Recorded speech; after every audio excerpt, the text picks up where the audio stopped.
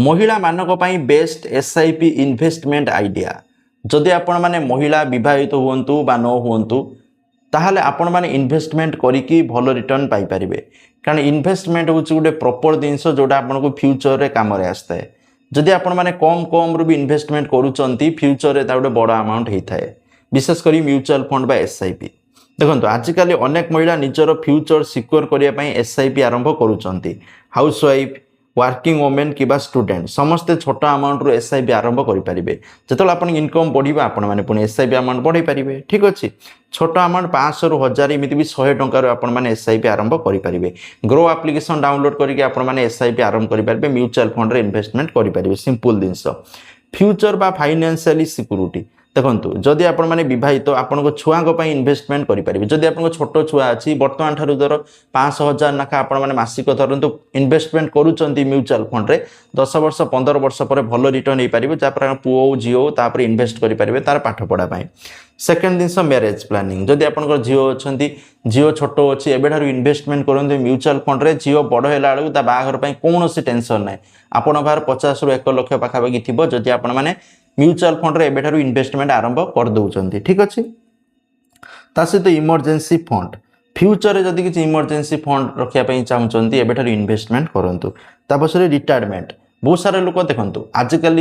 समस्त बार government job नाही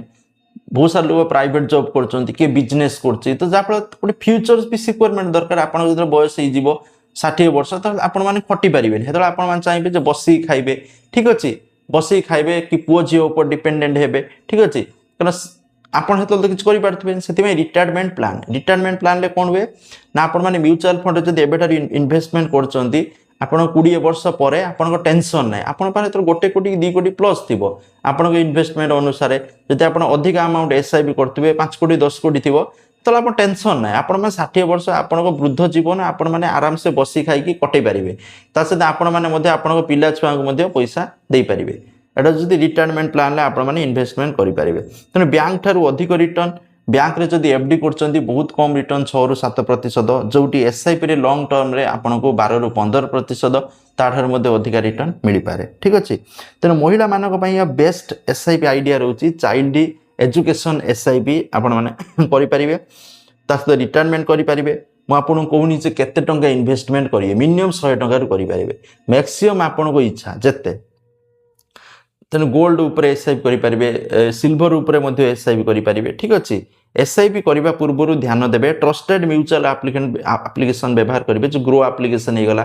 नने एसबीआई एप्लिकेशन अच्छी आपण माने एसबीआई बैंक सब बैंक म्यूचुअल फंड एप्लिकेशन अच्छी तेणु बैंक चाहिए जब चाहिए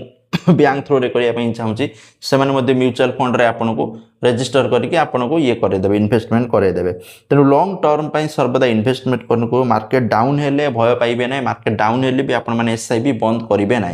किंतु कौन आप इन्वेस्टमेंट करुँच रिसर्च करेंगे रिसर्च करके भल भाव चेक करेंगे तापर इन्वेस्टमेंट करेंगे ठीक अच्छे